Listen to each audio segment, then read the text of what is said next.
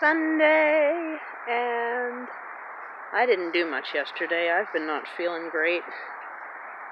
So, something that did come in the mail. It isn't quite what I expected. I thought it would have, some amount of actual sway to it, like a gimbal. But I think I'm gonna I don't know if I can aim this at myself, just, hold it like this and see if it, helps. Maybe I can use, my stomach to pivot it or something. So, I'm gonna hit pause, and we'll see if this helps any. Okay, it's not against my chest yet, because I had to take my glove off.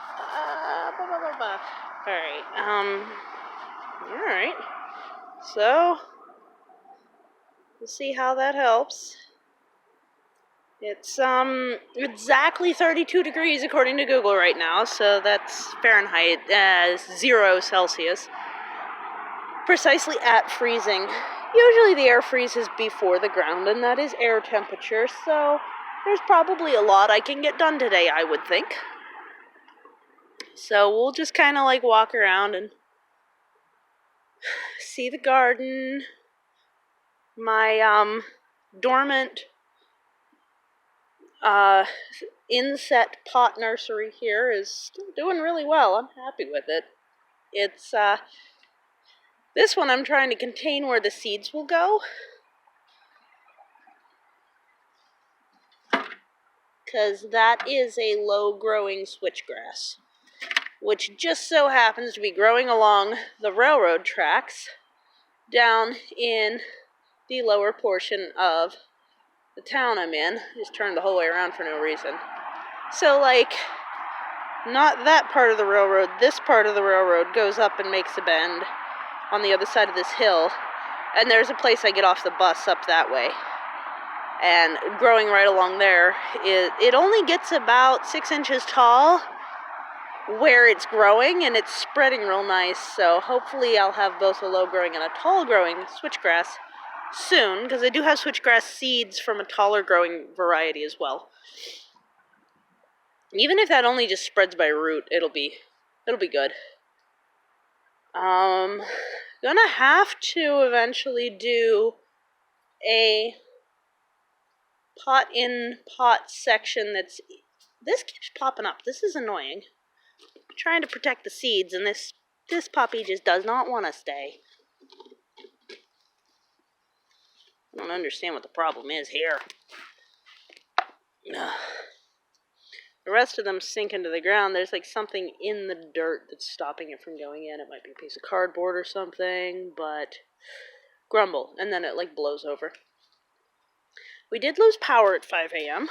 Oh, there's a puddle there. Watch. Can you see it? Wait, where am I looking? That's funny.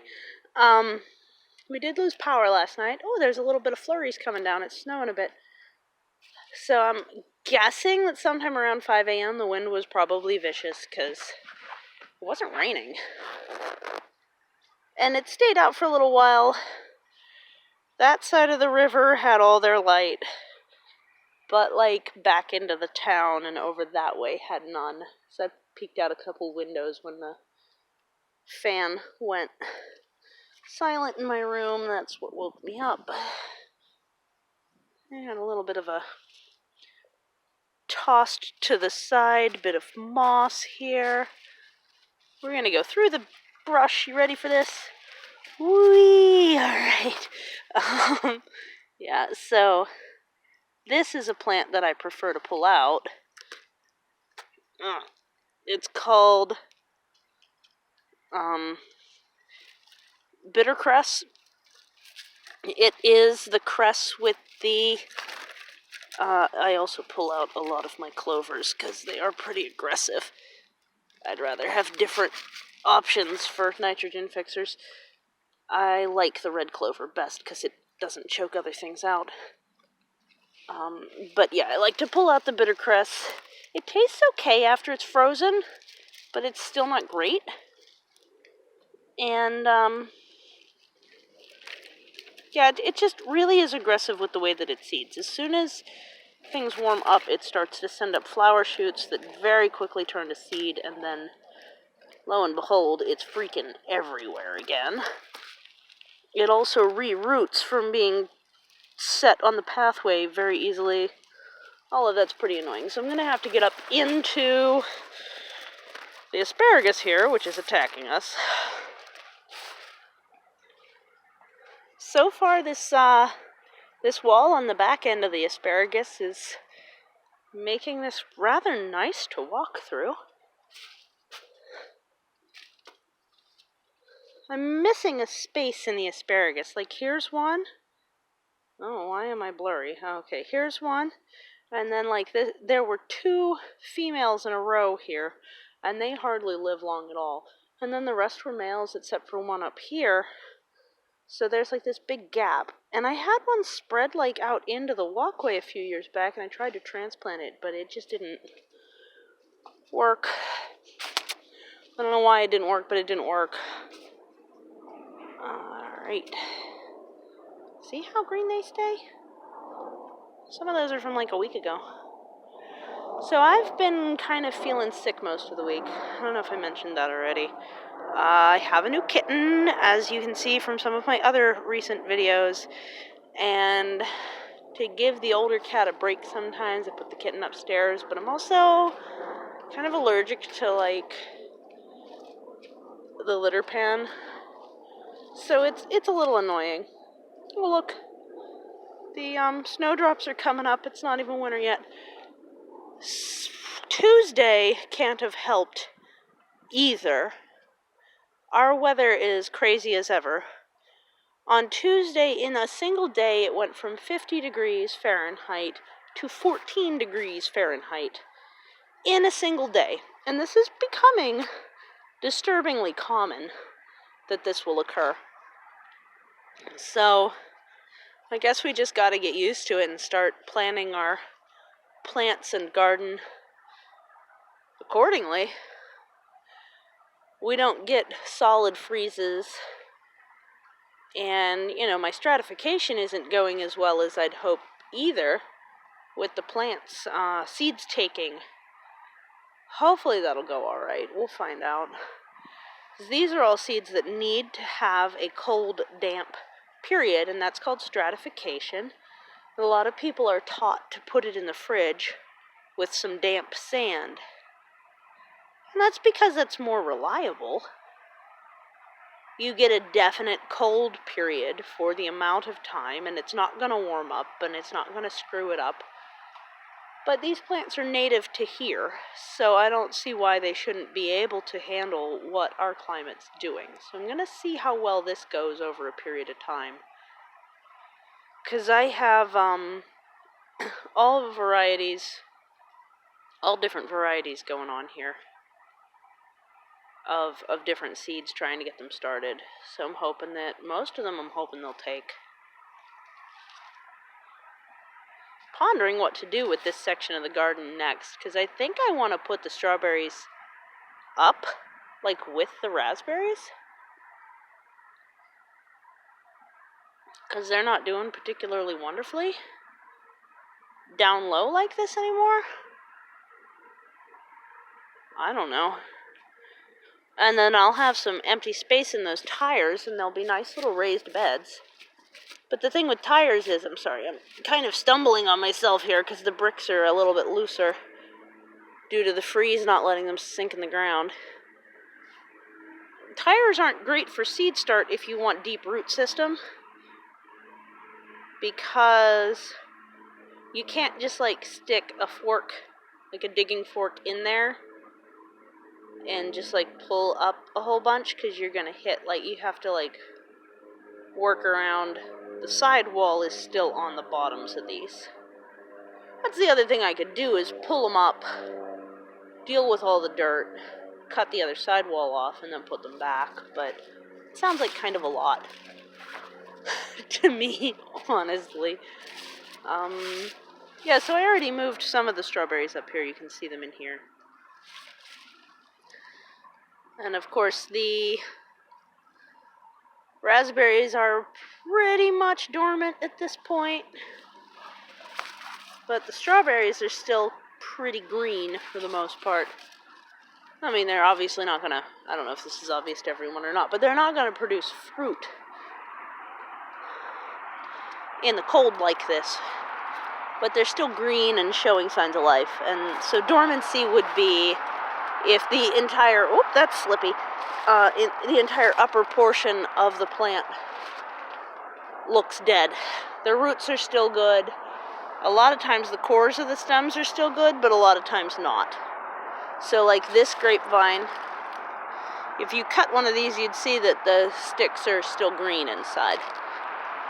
But like this snake root is dead from the ground up. And but it's still going to come back next year because the roots are fine inside. I've been meaning to bring these in. Ugh. I'm going to put this in my pocket. Whoopsie. Yeah, I'll just put that in my pocket. This one also I've been meaning to bring in. I'll put it by the, stuff in there. I'll put it by the exit here, like on the retainer wall.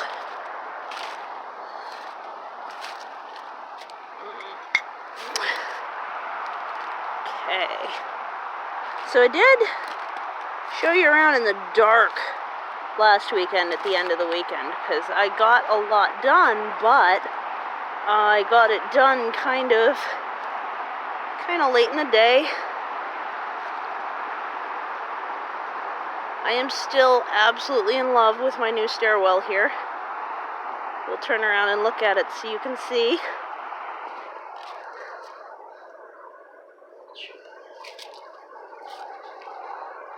Whoops. Okay, balance is hard today for some reason. I am thinking of putting like some sort of stop here because this step is not actually set up to be stepped on. It's just like the base platform. So I'm thinking about putting in a couple of like these kind of U-posts or something. The same kind that are down there holding up everything. But this is what's new. And I'm really happy with having this extended like this. The only thing is now I have to like get some brush down and stuff so that it'll be, and this one's going to be the top layer, but when I tried to put it on, it just made everything fall over because it's kind of like set up in a way that's about as stable as Jenga. You know, the little wood pegs game that you can like pull out one at a time and the whole thing might fall over, and that's the point. So once I get some more stuff stacked up and get some of the soil moved. Now I think I'm going to use some of this soil here to do this section because this section there's this big chunk of cement here. And with the big chunk of cement, obviously I'm not going to be able to dig into it. I'm also going to have to bring down some pruners again because this situation with the, oh, that's interesting. Okay. I'm trying to use my new tool here. With all of this brush is all pretty much just invasives. We've spoken about that before, but, you know, it doesn't hurt to mention it again, I guess. Primarily Asian bittersweet and Asian honeysuckle are the vines. And then we have a little bit of, mercifully, at least some native grapevine. And I'm going to leave that as best I can and just, like, try and get a lot of the rest of the stuff out of here. And also, if I can, like, pin the native grapevine down, it should root, because that's how that plant behaves usually. I've also got this log sitting here because, as you can see from the marred up section here, that has been my hammer. So the reason that the tops of my U posts aren't all destroyed is because I hit them with logs instead of hammers. If you use a rubber mallet, the rubber mallet gets all split and destroyed. If you use a hammer, it bends, it bends it, and then it also opens up, because that coating is designed to keep rust out.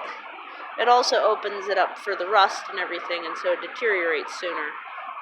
So I've been using bits of branches and stuff. I did get the tire that was set up in here pulled out, and it's down there now. Once I can get that far, because the whole point of this is so that I can safely walk over there. Once I get that all set up, I can go ahead and get those tires out. And that should allow me, I haven't quite figured out where, but that should allow me to set up a secondary stairwell that would let me get down to the next level yet, you know? I might just set it up against that branch and then just like have enough soil underneath. I don't know how I'm gonna do it, but we'll figure it out. It's not like urgent that I figure it out right now. It is kind of funny looking with all those branches. That windstorm that caused the landslide that's over there. Let's see. You can see the trash, the area that I walk around in, right there. And it looks like we'll have to go over in a separate video and see how that's doing now that we've had one massive freeze thaw and another windstorm that I noticed from the highway down there. There's another narrow landslide that looks just like this one. Another, I don't know, several 100 feet, a couple of football fields or something farther down the hill. I'm gonna try and figure out where those are. If I can get across, because I actually have an event over there later today. So if I get there early, I'll come up to the riverfront and see if I can get a video of what's going on from that perspective. So, yeah, I think I'm going to mainly focus on cliff front efforts today. And we'll take a look and assess the landslide, but probably not going to actually do any seed dispersal today because I don't have the seeds ready. The next round of seeds just aren't ready yet. I have another round of honey locust seeds in the works, but I've already dispersed raw honey locust seeds, so these ones would be like in seed bomb type of honey locust seeds that are fully stratified, fully soaked and everything, and sorted for viability, etc., etc. So that's the next actual effort. The spot I've been going through is right there. It has kind of like a direct line to the landslide over there, but that's my neighbor's yard. Gotta dodge the doggy poos when I go through there. I'm gonna say it quietly because I don't want them to think. I think that's, I mean, it's their yard. They can do what they want.